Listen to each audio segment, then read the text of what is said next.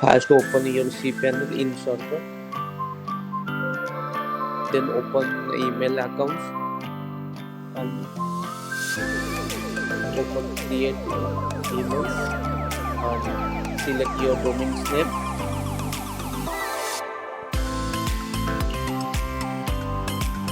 After selecting your domain name, generate password or create customized password.